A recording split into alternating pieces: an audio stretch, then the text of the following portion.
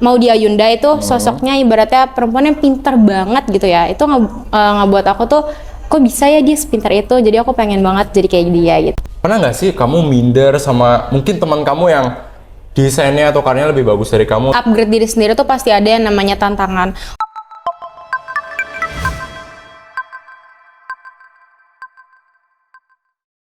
Halo guys, kembali lagi di DKV Discuss. Kali ini kita akan belajar dari pengalaman orang-orang yang benar-benar bisa memotivasi kita dari kita introvert menjadi extrovert, dan tentunya bisa membuat personality kita dari yang mungkin dari kepribadian yang kurang pede bisa jadi lebih pede. Nah, kebetulan banget kita punya narasumber yang benar-benar bisa jadi inspirasi kita nih teman-teman. Oke, untuk Kakak dipersilahkan untuk memperkenalkan diri. Oke, halo guys, halo. Jadi aku Nabila Mardian, merupakan siswi dari fase F DKV 2. Nah, untuk mengawali topik kita pada sesi Dekas kali ini, gimana kalau kamu menceritakan sedikit tentang diri kamu nih? Oke, boleh aku cerita sedikit kali ya. Jadi dari awal aku mau cerita soal dimana aku masa SMP yang tiba-tiba tuh COVID, teman-teman. Nah, kayak COVID ini tuh ngebuat diri aku tuh jadi tertutup banget nih sama orang lain gitu, kayak introvert dan males nih ketemu orang lain gitu ibaratnya. Nah, terus perubahan itu juga ngebuat aku tuh kayak nggak mau explore nih hal-hal baru kayak gitu. Nah, terus masuklah aku di SMK ini, masuk di DKV yang awalnya dulu nggak bisa gambar, jadi alhamdulillah restu orang tua aku masuk di DKV 48 ini. Yang ngebuat aku tuh awalnya tuh explore DKV tuh kayak gimana yang tadinya aku nggak tahu kayak gitu kan. Nah, terus aku coba ikut join organisasi, terus lomba perdutaan. Nah, itu alhamdulillah dapat.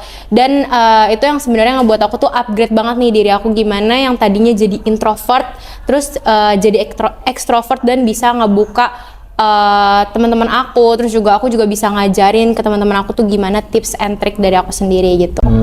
Wah, ini benar-benar unik nih.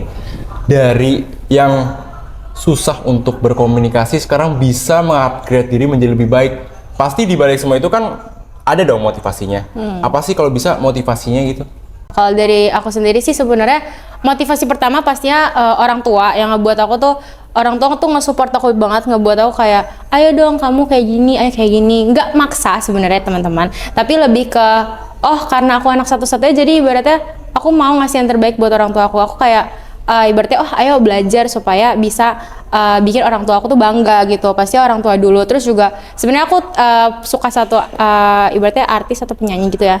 Kalau kalian tahu itu Maudy Ayunda itu sosoknya ibaratnya perempuan yang pintar banget gitu ya. Itu ngebuat aku tuh kok bisa ya dia sepintar itu. Jadi aku pengen banget jadi kayak dia gitu.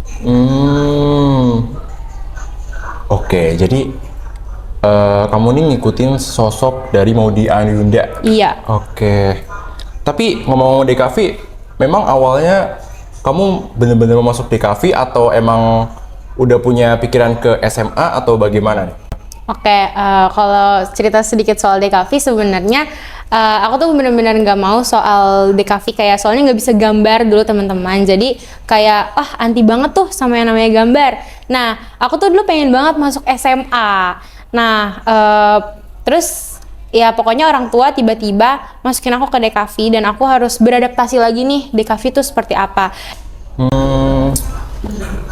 Bener sih, kita sebenarnya jujur aku juga tipe orang yang gak bisa yang namanya gambar, dan juga awalnya orang tua itu juga nyuruh ke SMK nih, tapi emang aku tuh gak bisa tuh yang namanya ke SMK, maunya ke SMA karena ya biar keren aja gitu kan, SMA anak IPA IPS. Tapi ya karena memang kita nasib nih disuruh masuk ke SMK dan kebetulan ada jurusan DKV. Nah, ya udah kita masuk, dan awalnya memang kita gak suka yang namanya gambar atau desain, tapi setiap orang harus bisa yang namanya beradaptasi.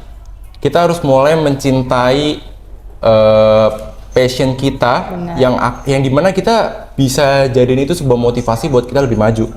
Karena lebih baik kita melakukan lalu gagal daripada kita diam dan tidak melakukan sama sekali.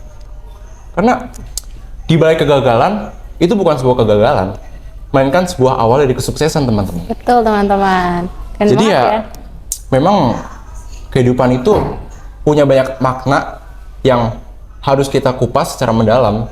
Tapi semua orang pasti punya cara masing-masing kan. Betul. Dan Ya, nasibnya masing-masing iya, juga nggak sih? benar. Iya, benar. Karena setiap orang beda-beda. Iya. Oke, lanjut.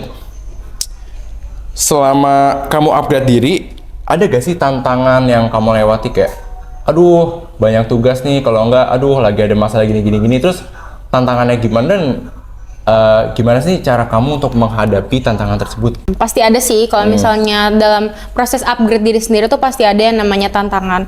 Kalau dari pengalaman aku pribadi gitu ya, itu lebih ke orang-orang sih, kayak mentionnya gitu loh, kayak ibaratnya mereka tuh ngomong yang gak enak kayak gitu, dan itu lumayan ngejatuhin mental. Awal-awal itu ngejatuhin mental, tapi lama-kelamaan kayak terbiasa. Oh ya udah, kita tuh sebenarnya nggak bisa ngebuat diri kita tuh sama dengan ekspektasi orang lain. Ibaratnya kita nggak bisa jadi apa yang ibaratnya orang lain tuh mau. Kita harus jadi versi terbaik dari diri kita, bukan dari orang lain kayak gitu. Jadi kayak aku ngadepinnya kayak ya udah, lama-lama nggak peduli aja, terserah mereka mau ngomong apa, tapi ini diri aku, jadi lakuin aja yang terbaik selagi masih positif gitu teman-teman.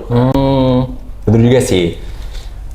Kadang emang kritik dari orang, perkataan dari orang yang menilai kita secara negatif yang benar-benar bisa bikin kita down. Sehingga kayak, aduh, bisa nggak ya aku ngelakuin hal ini gitu? Bisa nggak ya aku mencapai hal ini gitu? Tapi kadang kritikan atau perkataan orang tersebut bisa kita jadiin motivasi.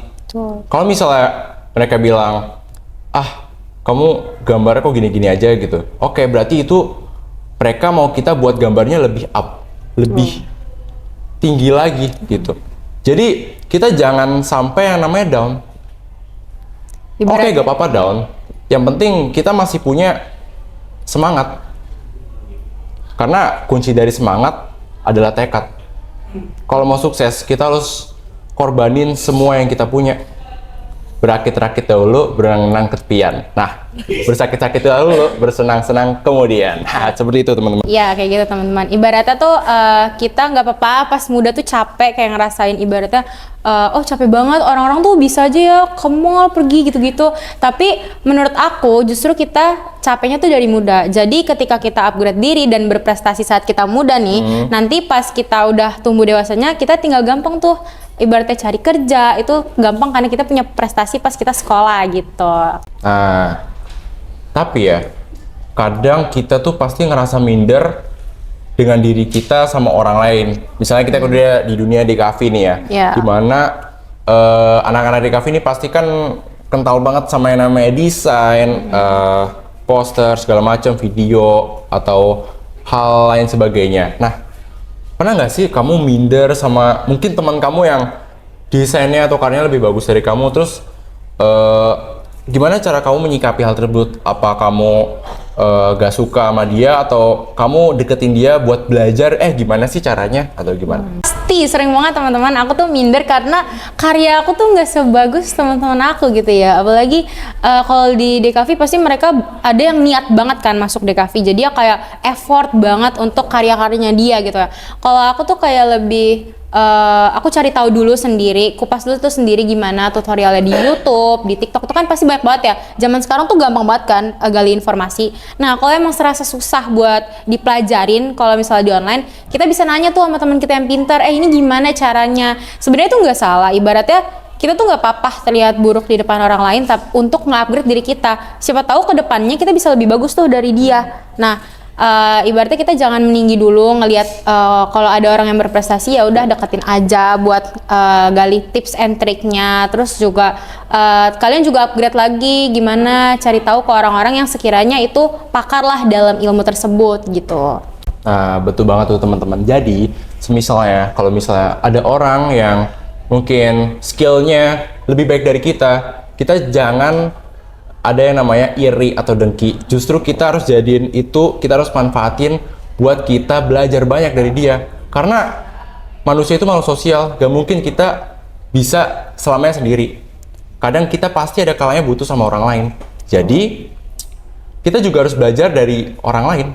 Karena itu bisa jadiin kita acuan buat kehidupan kedepannya. Oke.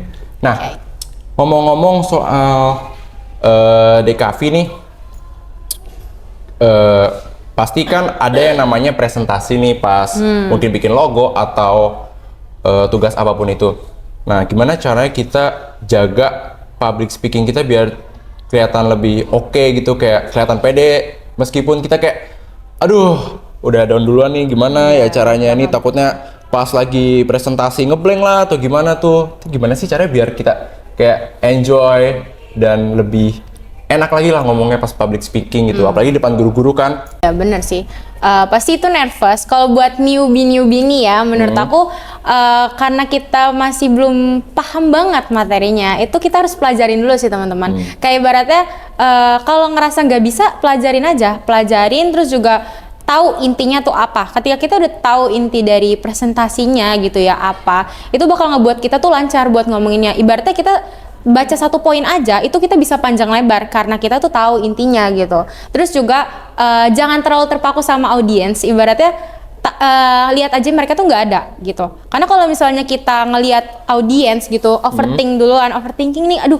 takut dijudge gitu, pasti ngerasa teman-teman kita tuh, nanti dia bilang karyanya jelek kayak gitu. Nah itu pede aja dulu. Ibaratnya kita nih yang punya kuasa di sini karena kita yang lagi presentasi. Jadi ya udah anggap mereka tuh nggak ada. Ibaratnya pede dulu, terus tahu intinya, itu pasti bakal balik lagi bagus ke kaliannya gitu. Karena kalau misalnya kalian pintar cuma kalian nggak pede, pasti pembawaannya tuh gugup gitu loh. Ibaratnya kita tuh jadi tersendat.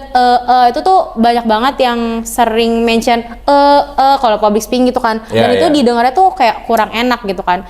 Lebih baik saran aku kalau misal kalian ngerasa stuck, aduh harus ngomong apa ya abis ini, diam dulu aja karena lebih elegan gitu loh kelihatannya. Jadi ibaratnya kalian diam dulu, pikirin, baru kalian lanjut ngomong, dibandingkan kalian gitu-gitu. Pokoknya ibaratnya dilihatnya nggak enak gitu teman-teman.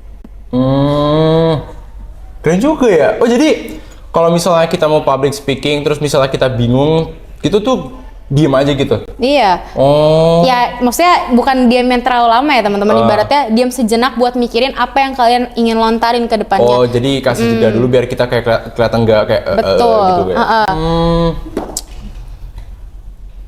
kayak. Oke. Bener-bener ilmu baru sih, sumpah. Aku tuh emang bukan tipe orang yang bisa public speaking kayak kamu ini kan. Kamu udah jago banget ya public speakingnya. Apalagi aku dengerin ini kamu nih ketua MPK? Iya. Oh, keren juga ya. Kalau boleh tahu, ada nggak sih pressure-nya sebagai ketua umum nih di MPK? Oke. Mungkin kalau pressure-nya sendiri lebih ke kita susah menyatukan isi kepala banyak orang untuk jadi satu gitu. Kalau misalnya untuk rapat kayak gitu-gitu justru nggak ada masalah sih sebenarnya. Lebih ke kayak kita tuh susah nyatuin pendapat dari yang A, yang B, yang C, karena kan pasti setiap anggota itu punya pemikiran yang beda-beda ya teman-teman. Ibaratnya kalau kalian dengar sisi yang A kayak gini, sisi yang B kayak gini, nah itu susahnya nyatuin pendapat mereka. Dan gimana caranya sebagai ketua tuh netral gitu. Karena kalau misalnya kita lebih pro ke sini, pasti ntar ada kecemburuan di sisi lain gitu. Nah itu yang ngebuat aku tuh, gimana ya cara nyatuin mereka. Pasti mikirnya tuh overthinkingnya itu, kayak bisa nggak ya jadi ibaratnya nyatuin mereka dan netralin dari semua anggota kayak gitu.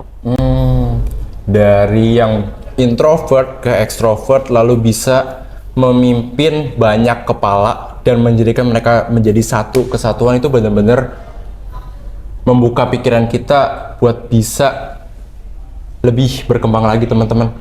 Jadi pelajaran yang bisa kita ambil dari Kanabila tuh, kita tuh gak perlu takut, gak usah khawatir, karena semua yang ngatur itu Tuhan.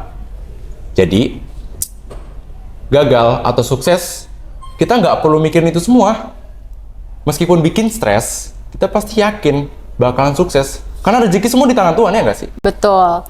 Karena kalau misalnya kalian capek dengan sekolah, organisasi, dan lain-lain, itu pasti baliknya tuh bukan ke orang lain, tapi kita ibadah, balik lagi ke Tuhan masing-masing, gimana mendekatkan diri dan juga minta petunjuk baiknya tuh kayak gimana gitu teman-teman. Karena itu kunci utamanya. Selain orang tua, kita juga harus beribadah dengan bener banget. Gak terasa nih kita udah di penghujung acara pada sesi Dekas kali ini. Terima kasih Nabila yang udah sharing-sharing pengalaman yang bener-bener bisa bikin mata kita terbuka buat glow up dan grow up lebih tinggi lagi. Oke, sekian dari sesi Dekas kita pada hari ini. Terima kasih.